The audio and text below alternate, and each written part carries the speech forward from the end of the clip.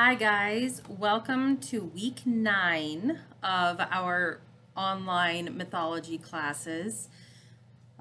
So before we get started, if you have access to paper, pencil, markers, crayons, whatever you want to use, maybe pause really quick and go grab those so you can draw along as you listen to the stories.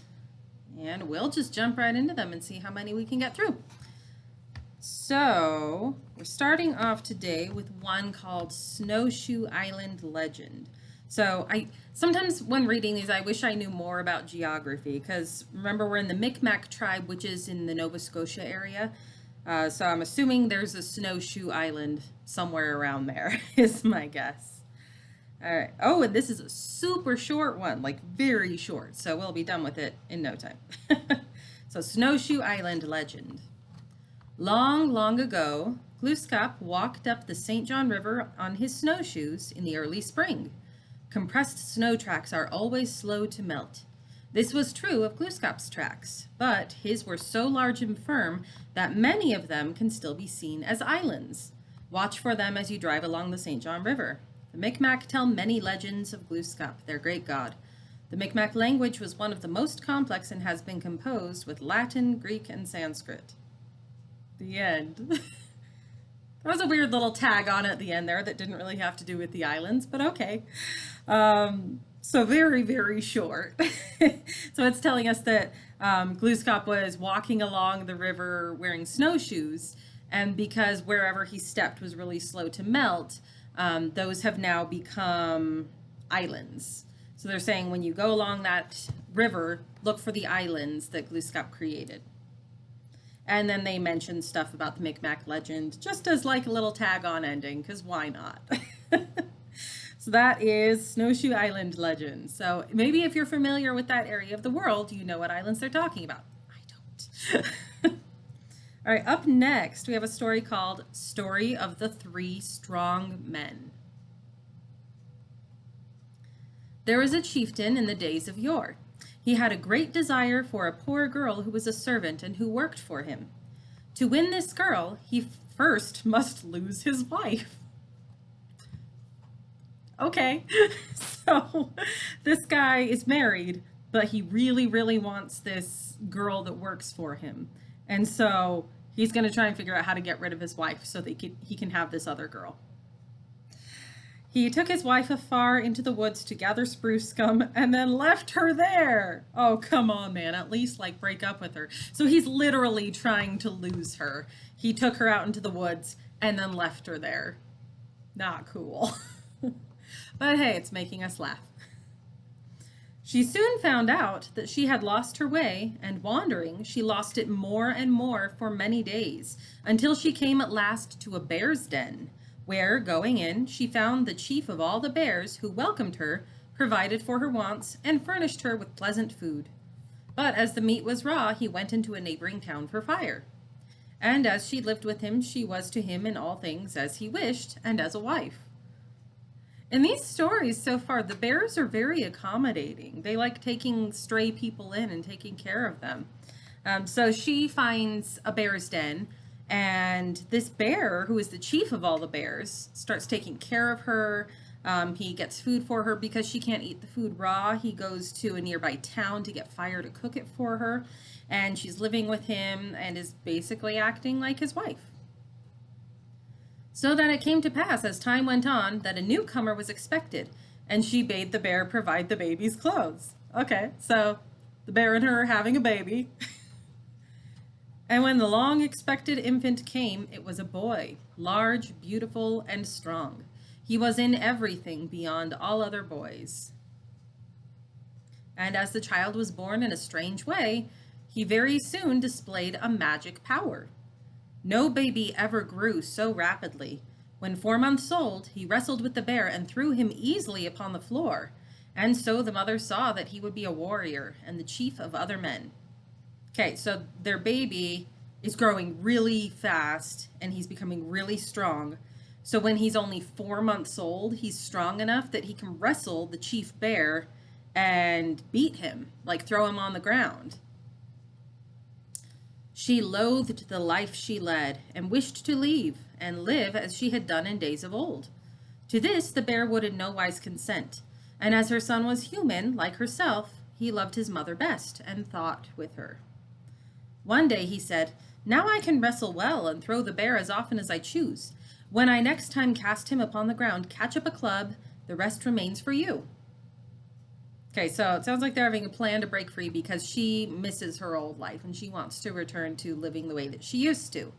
And so the son, who sides with his mother, is saying, "Okay, well, you know what? I can beat him at wrestling and throw him on the ground at any time I want to. So the next time I do, I'll just leave the rest up to you and we can get out of here." They waited yet a while till he had grown so strong that the bear was nothing in his grasp.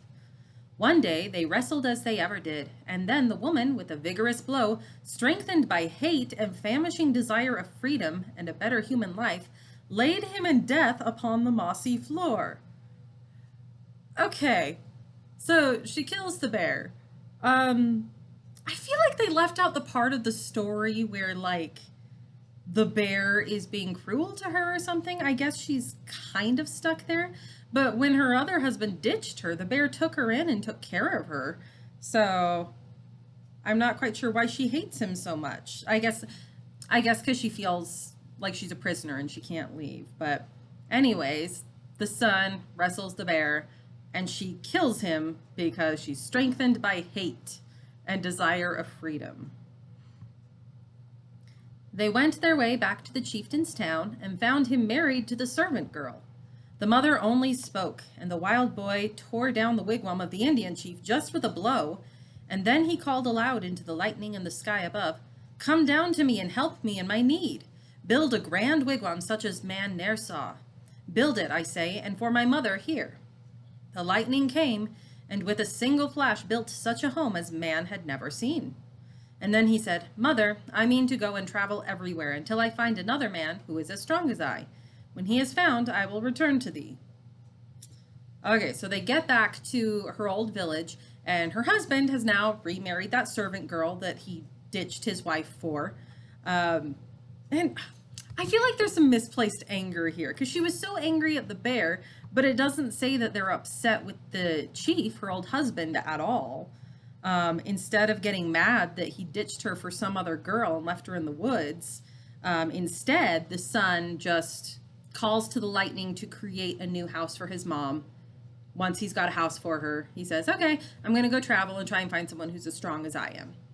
So I don't know about you, but I wish she was like just a little bit mad at her husband that ditched her. Maybe that's just me.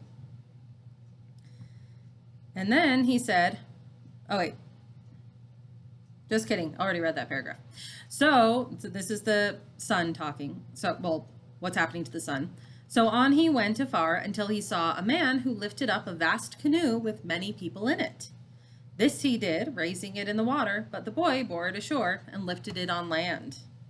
And so the two agreed that they would go on together until they found a third equal to them in strength, if such a man were living anywhere in the world."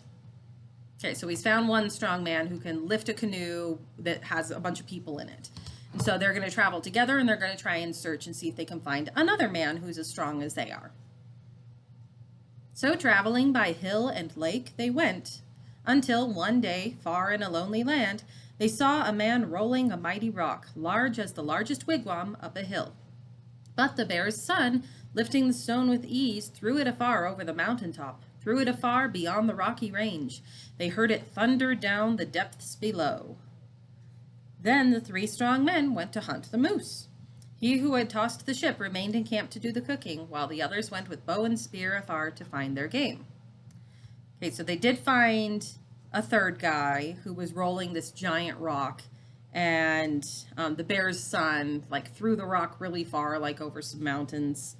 And the three of them are now traveling together, and they've decided that they're going to hunt the moose. So in some of our other stories, we've had moose mentioned, and how back then in these stories, moose was like really, really big, a lot bigger than they are now, which is impressive because moose are pretty big now. So I'm guessing it's that kind of scale of an animal that they're trying to hunt now. So the one who was able to like lift and toss the ship stays at the camp to do the cooking, and the others are going to try and hunt down the moose and get him. Now, when the sun was at the edge of noon, just balancing to fall, there came a boy, a little wretched, elfish-looking child, as sad and sickly as a boy could be, who asked the man for food. He answered him, "Poor little fellow, there, the pot is full of venison, so go and eat your fill." He ate, indeed, the dinner for the three. When he had done, he did not leave a scrap, then walked into the stony mountainside as any man might walk into the fog, and in a second he was seen no more.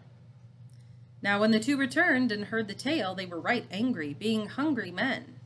The man who rolled the stone stayed next in turn, but when the little fellow came to him, he seemed so famished, and he shed such tears, that this one also gave him leave to eat. Then, in a single swallow, as it seemed, he bolted all the food and yelled aloud with an insulting laugh. The man, enraged, grappled him by the throat, but the strange boy flung him away as one would throw a nut, and vanished in the mountain as before. Okay, so the first guy who was staying home, while he's cooking for the other two who are out hunting, this little boy comes and says, "Oh, I'm really hungry." And he's like, "Okay, well, you can have some food." The little boy eats all of their food, all of the food that he had for the three of them, and then leaves. So when the other two come back, they're hungry and they're mad that their food is gone. So they decide, okay, well, you can't be trusted with the food. So they have the next strong man stay home with the food the next day. And the same thing happens. The little boy comes, he looks so sad and hungry and he's crying. So that the man says, "Okay, you can have some food." And the little boy eats all of the food practically in one swallow, laughs, and then runs away. So I gotta say, oh, and before he ran away, the strong man, after the kid ate all of the food, grabbed him by the throat, but the kid just threw him off of him very easily. So I'm guessing he's got some sort of magical powers, or he's not what he seems that he is. On the third day, the mighty man himself, so I think they're talking about the bear's son, remained at home, and soon the starving child came and began to beg with tears for food. "Eat," said the chief, "as other people eat, and no more tricks, or I will deal with you." But as it was with him the day before, so it went now. He swallowed all the meat with the same jeering yell. Then the strong man closed with the boy. It was an awful strife. They fought together from the early morn until the sun went down. And then the elf, for elf he was, cried out, "I now give in." So both his arms were tightly bound behind, and with a long, tough cord of plaited hide, the strong man kept his prey, the lariat fast noosed about his neck. The child went on, the strong man ever following behind, holding the cord well twisted round his hand. And so they went into the mountainside, and ever on, a long and winding way, down a deep cavern, on for many a mile. The light of sorcery shining from the elf made it all clear, until at last the guide stopped in his course and said, "Now listen to me. I am the servant of a frightful fiend, a seven-headed devil, whom I deemed no man could ever conquer, he and I being of equal strength. But I believe that thou mayst conquer him, since I have found, by bitter proof, that thou canst conquer me. Here is a staff, the only thing on earth that man may smite him with and give him pain. Now do your best. It is all one to me which of you gains. So one of you be slain, for well twill be a roaring fight." I think he means for I know it will be a roaring fight. Okay, so the bear's son, the final strong man, when he stays home, same thing happens. When the kid eats all of the food, he fights with him and is fighting with him all day. And finally, the kid says, "I give up." And so the strong man binds him up and they go for a walk. And he takes him to the mountain where I guess he lives with a seven-headed devil. And the kid, who apparently is an actual elf, and that's why he has his magical strength, he tells the strong man, the bear's son, about this seven-headed devil. And he says, I'm well matched with the devil. We're the same strength, so I can't defeat him. But because you can beat me, I think you might be able to beat this devil. So here's this staff that's the only thing that can hurt him, and go for it. So he's got kind of a quest now to beat this devil. In came the evil being with a scream, and clutched the Indian with teeth and claws. There, in the magic cavern, many a mile from the sun's rays, they fought for 7 days. The stubborn devil and the stubborn man, whose savage temper gave him fresher strength with every fresh wound. The more his blood ran from his body, all the more his heart grew harder with the love of fight, until he beat away the monster's 7 heads. And so he slew him, and the watching elf burst into laughter at the victory. Now, said the elf, I have a gift for thee.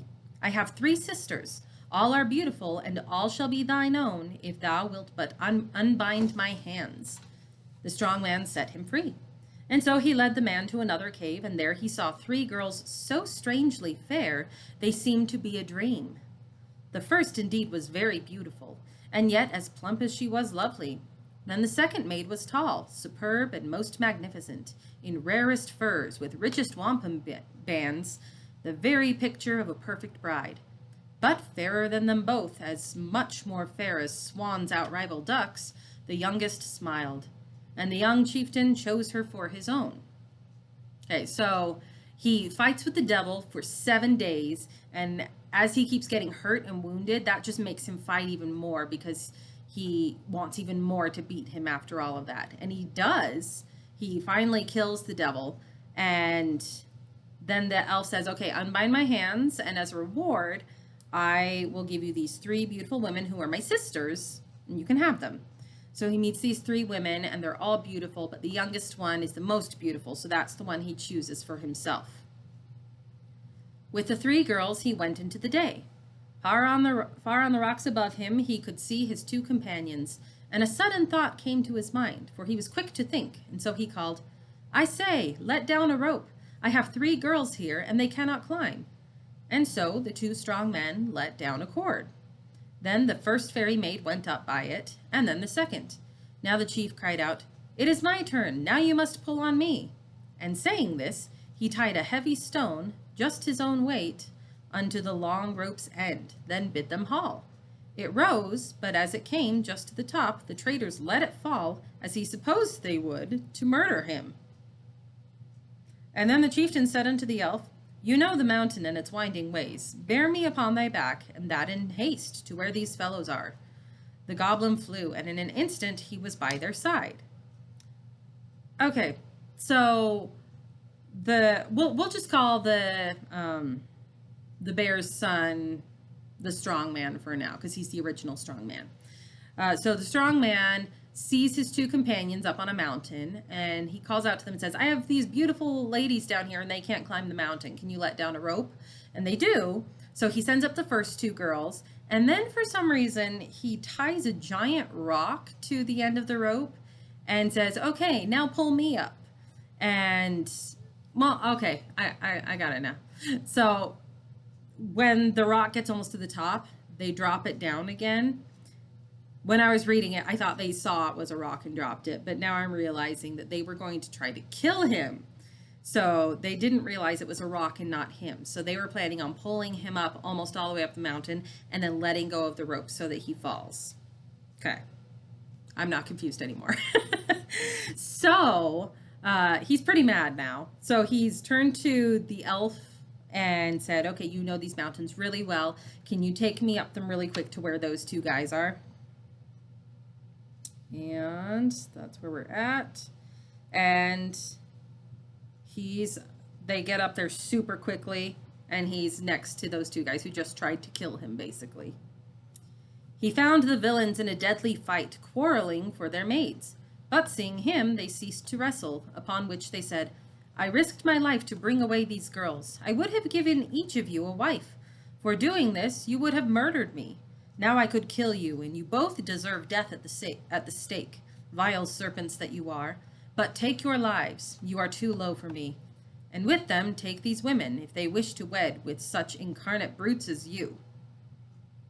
Okay, so I guess he doesn't really want revenge. He just wants to tell them what's what. So he gets up there, and he explains, like, I had these 3 women I was willing to share with you. I was going to give you a beautiful woman for a wife, and instead you tried to kill me. Not cool, guys.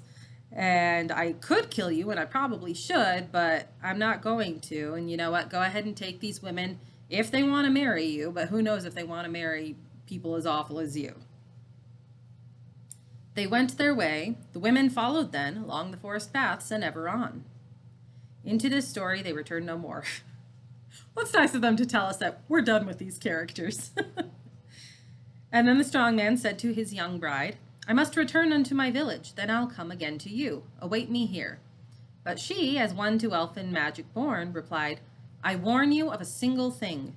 When you again are at your wigwam door, a small black dog will leap to lick your hand.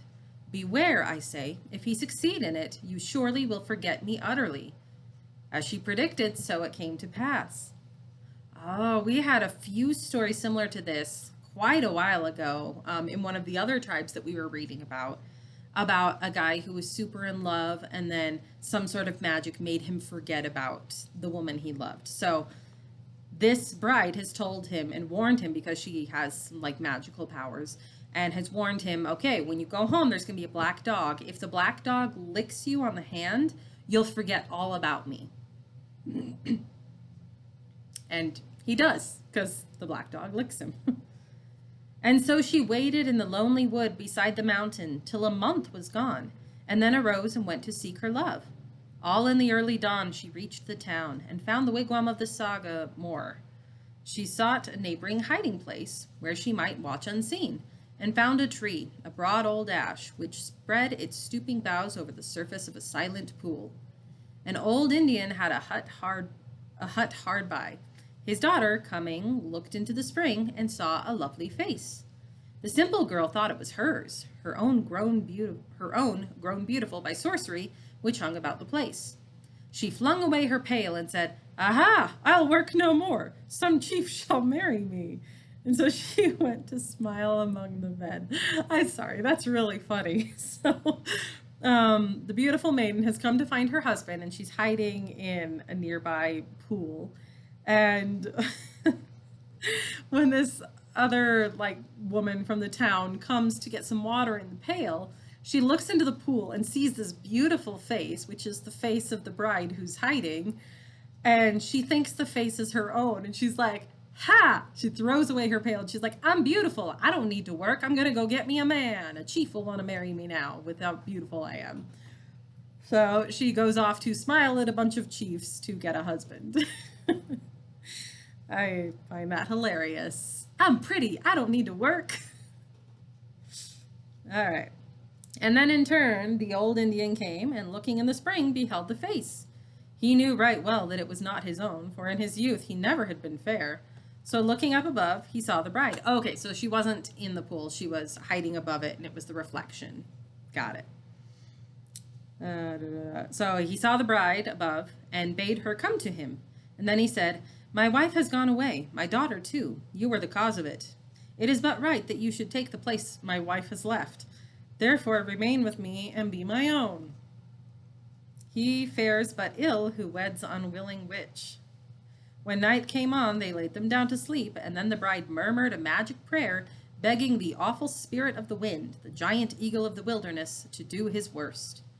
A fearful tempest blew, and all night long the old Indian was out of doors, working with all his power to keep the lodge from being blown away. As soon as he had pinned one sheet of bark into its place, another blew away, and then a tent pole rattling in the rain bounded afar. It was a weary work, but all night long the young bride slept in peace, until the morning came, and then he slept. Okay, so this guy goes to the pool, sees her, and says, okay, I know that you're probably the reason that my daughter just ran off, because the female workers I have in my household have gone, and it's your fault. You come and take my wife's place. And she doesn't want to, but I guess she does, but she's not happy about it. And so as soon as he's asleep, she starts begging the spirit of the wind to do their worst. And they do. So he's up all night trying to make sure that the hut doesn't blow away. And it's not until the morning, it's not until the morning that he's finally able to sleep. Then she arose, and walking to the wood, sat down beside a stream and sang a song. There are many men in the world, but only one is dear to me. He is good and brave and strong. He swore to love none but me. He has forgotten me. It was a bad spirit that changed him, but I will love none but him. And as she sat and sang, the Sagamore, her husband, paddling by in his canoe, heard the sweet song intoned in magic style, and all at once recalled what had been lost: the two strong giants, the cavern and the elf, the seven-headed monster and the fight, the sisters and the evil-minded men, and the black dog who leaped to lick his hand. It flashed upon him like some early dream brought out by sorcery. He saw her sit beside the stream, and still he heard her song, soft as a magic flute. He went to her, and in a minute he was one again. And then she said, "This world is ever false. I know another. Let us go to it." So then again she sang a magic spell, and as she sang, they saw the great Culu, the giant bird, broad as a thundercloud, winging his way towards them. Then he came, they stepped upon him, and he soared away. But to this earth they never came again. The end. All right. So, the new, old guy husband, once he's finally asleep during the day, she goes out and starts singing this song about her lost love and about how he's forgotten her. And he actually happens to be going by in a canoe and hears her song, and it all comes back to him. He remembers everything. So he goes to her and he remembers everything. And so she then tells him, "You know what? This world is false. I know a place where we can go where things are better." So she calls for the spirit of this giant bird that comes. They get on his back, and the bird takes them off to somewhere else. The end. Okay, so that was a fun story. I enjoyed that one. Remember, it started off with that woman who got ditched by her husband and went to live with the bear in the woods. So a lot happened in this story, and we kind of switched the character we were following partway through once the sun arrived. Okay, let me see how long this next one is. If it's too long, we might have to end a little early. Yeah, I don't think we'll have time to finish this next one, so we will save that for next time. But we had I guess we only had 2 stories today, huh? It was the really, really short one about the islands, and then the one we just read. So I guess the one we just read took up the bulk of the time today, but it was a really fun one. It had some interesting parts to it. Made me laugh a few times with how ridiculous some of the people are in it. But it had some fights, some romance, all the good stuff. So with things starting to change a little bit, I think things are going to get a little bit busier here at the program. So I'm not sure if I'm going to be able to be doing these videos every week. So if not, go back, watch some of the old ones. Keep busy at home, stay safe, stay healthy, and take care of yourselves.